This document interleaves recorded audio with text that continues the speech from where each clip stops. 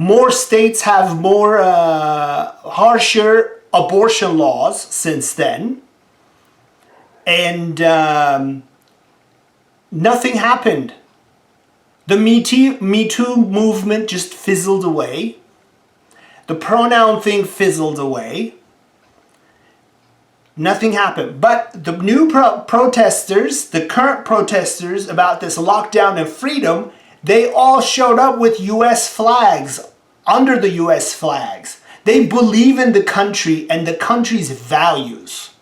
So if you don't tuck under your nation's flag, then you are a Ronin. And you will never, ever get anything done in this country because you become an anarchist. Is that how you pronounce it? Who knows? But you know what I mean. If your protest is against your flag, then you're a public enemy. You gotta cherish your flag. For that flag to wave above you, so many people die every day to keep you nice and safe here. So don't go running your mouth and thinking that you know something and you deserve better. Good luck applying for another citizenship in a different country. Do you think they're going to be like, oh, this is an American, welcome, come on in? That's not how it's going to be. You're just going to be a third-class citizen, not even second-class citizen, because they have their own second-class citizens. You're going to be third-class. You're going to be nobody. Cherish the country you have and look after it. Look after it, or else you got nothing going on. What else? What else? Oh, now everybody's DJing. Everybody's DJing, which is awesome, but one thing I can't stand about DJs, the DJs who do nothing because the song is playing, but they're acting like they're pressing buttons and this exaggerated, shitty dance moves. Nothing is going on and they're acting like they're pushing a button, but no, the song is going on. You're not changing anything. You're not changing anything. Plus, you don't know how to dance. Well, how kind of a DJ are you if you don't have the groove? I'm the guardian of the groove. I take this shit very seriously. And when you're just like dancing like a white boy, don't do it. Don't do it. You're not adding anything. Because I see your exaggerated dance and then I click on your channel to see what you're playing and your dance does not match the music that you're playing, you're a fool. You're an absolute fool, sir. Stop. Stop. I know you're trying to provide some sort of entertainment, but you're better off not. Stop dancing. Play the music. Stop dancing. And then people repeating the ordinance, the new, like the face mask and how to use it. Everybody's an expert. More of the protests. I think they're in Sacramento today. And someone said Pelosi has become despicable and totally irresponsible and dishonest. Which one is? Which one is an example to the human race? Which one is honest? Which one is responsible? Like everybody's in their own clickbait action. If I do something, like if I show a nipple here, hoping that I'm gonna get more views, that's silly. That is silly. So obviously nobody wants to see Pelosi's nipple, right? And if you do, I get it. Everybody's into something, but nobody wants to see Pelosi's nipple. It's not like Janet Jackson, right? But Pelosi's behavior is the constant nipplegate. Her behavior is nipplegate. And this bitch was downplaying the whole coronavirus not long ago, just to turn around and say the administration is downplaying the coronavirus. Go check out this Monday's White House briefing to see the video summary. Also, go to Ben Shapiro's channel. He has a good summary of what went on and how they described the discrepancies, or the basically showing the mirror to one another. They all suck. They all suck. They all suck in a way. All right, some socks photos. Somebody's trying to save some surfer, but that surfer is not moving fast enough, and they are out of there, ladies and gentlemen. There they are. Oh. You know, every time, a friend of mine started a YouTube in Turkish. That was funny. She's like the woman who knows it all. It's a gag show. She's a theater actor in Turkey. She's putting together like she's making fun of our current events in a Turkish way. So making fun of things in a Turkish way is a complete different approach, has nothing to do with what we're used to in English or in American per se. It's all these, the opposites, the complete opposites. It's not like, going in one direction and then changing direction, the complete opposite. So one example for that is, imagine a Turkish astronaut in the spacesuit and all, but our astronaut in the spacesuit will probably smoke a cigarette inside of it. That's Turkish comedy. We'll laugh our asses off. That is hilarious for us, because us being Turkish and being Alaturka is so the furthest thing from being modern and tech savvy. We're kind of like, we like the ignorance. We like the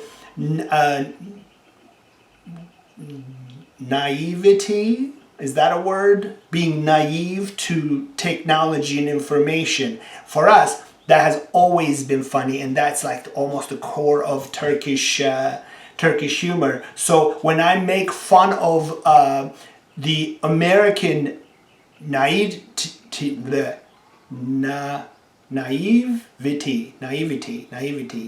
you see, that muscle in my brain is not strong. So I gotta first look it up and then see if that's even a word for me to repeat and maybe clap it out so I can say it correctly. But it's all about the practice. The American English and the American ignorance is sometimes dumbfounding to me, and I find it hilarious. For example, the previous episode, I talked about what the possibilities are to change the Constitution, and perhaps Donald Trump is becoming our last and only leader, like Putin or Erdogan in Turkey. So, and everybody, every time I bring this up to any American, all they say is, man, that's crazy for an American. That's crazy. That will never happen. Anything is possible just because you're an American. What kind of a take is that? Oh, as an American, it just sounds crazy. As an American, who the fuck are you? What makes you think you're just so much holier than the rest? For as an American, it just becomes so crazy for you. I'll tell you what, as an American, 100 years ago, you were clubbing people to death because of their skin color. As an American, in the 60s, you weren't letting people in certain restaurants and parts of the bus based on their skin colors. What makes you think you're so great? And these are all like millennials and people who are like hip to the jip, they're just like, oh, dude, that's crazy. One person who said that theory of mine is crazy that the Constitution, actually it's not a theory of mine. It doesn't even belong to me. It is technically possible. It's in the books. There is a way to change, there are 3 ways to change the Constitution. This exists, like legally. It has multiple steps, but it's a possibility. And when I tried to explain this angle to that friend, he was like, no way, this is just like crazy talk. A week later, he sends me a link about how Trump is or somebody wrote an article talking about the other 2 ways to change the Constitution, and he forwards me the link, and I said, look, I told you. And not because I'm the brightest star in the sky, it's because I know history. Also, the example I give you is something that I lived in. Like, I personally experienced it. I was part of that history, awake and well. Not woke. I'm not woke. I'm just educated. I can analyze shit, and then I can look at something and see right from wrong. It's easy for me. It's easy for me because that muscle of mine is well trained. But that doesn't make me like so bright. I don't know. Let's do an IQ test, and I think I'm just average. I don't think I'm anything but. Shout out to my girlfriend for bringing me a smoothie so I can stay alive in this little office of mine. So yeah, this whole thing like, oh, as an American, we are pretty dumb. We are pretty dumb because we believe everything we watch, and we get irked by what we see. Like we just look at a piece of news and we get so wound up about it. And nobody's accepting what's going on. This is happening to all of us. And it's not just happening to all Americans. This is happening to the entire world right now. But as an American, hibbity, it's not going anywhere. I'm telling you, that attitude of yours, as an American, you think you deserve better, or you think you will be better off because you live in America. Yes, you will be better off. But as an individual, if you suck, you're gonna continue to suck. So don't suck. And don't read into what's going on. Some people go, I can't stand listening to Donald Trump. Well, then where do you get your information? Then you're prone to believe everything somebody else tells you. How can you argue the information that someone else tells you about someone else is more accurate than listening to the person that you have some sort of a problem with? This is the problem in America. This is the biggest problem in America. The discourse is completely ruined with this attitude. We are quick to leave a conversation because we can't even. Sometimes there's a certain group, especially in California and what I'm surrounded with, even professors, they're acting like basic bitches. Because the basic bitch behavior is, I can't be bothered. I can't even. Well, hey, if you can't be bothered, how are you going to get better?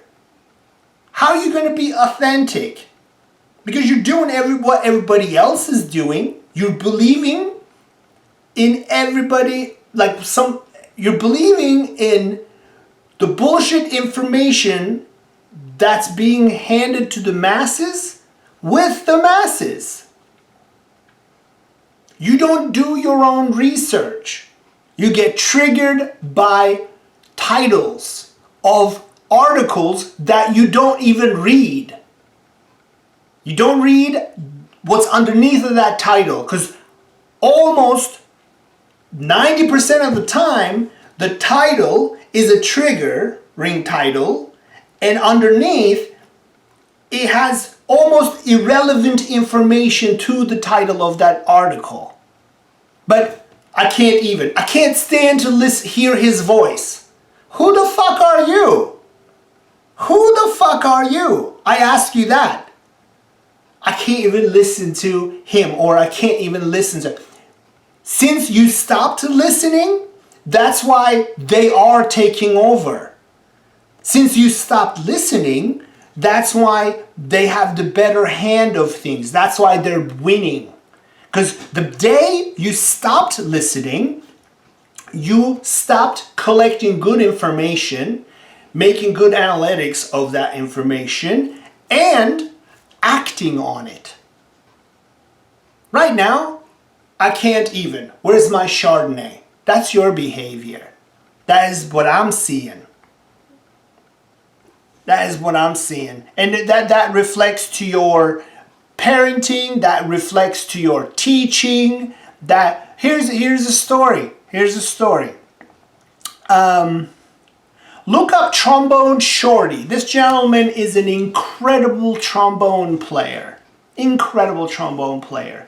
And first time he was embraced by his community in New Orleans was when he was a wee boy, maybe like 3-4 years old, at a festival. Somehow he got a hold of a trombone.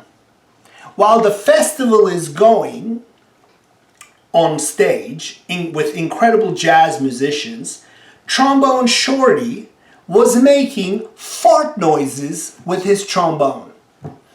And eventually, he gets heard by the musicians who are on stage.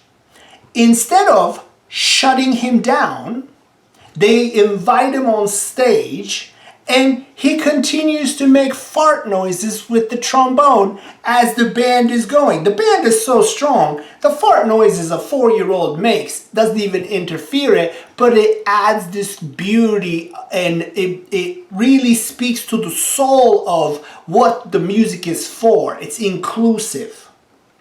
I told you Trombone Shorty's story to tell you my story. I was doing a recital at Sonoma State University, and my daughter, this is when she was 3 years old. She came with her mom.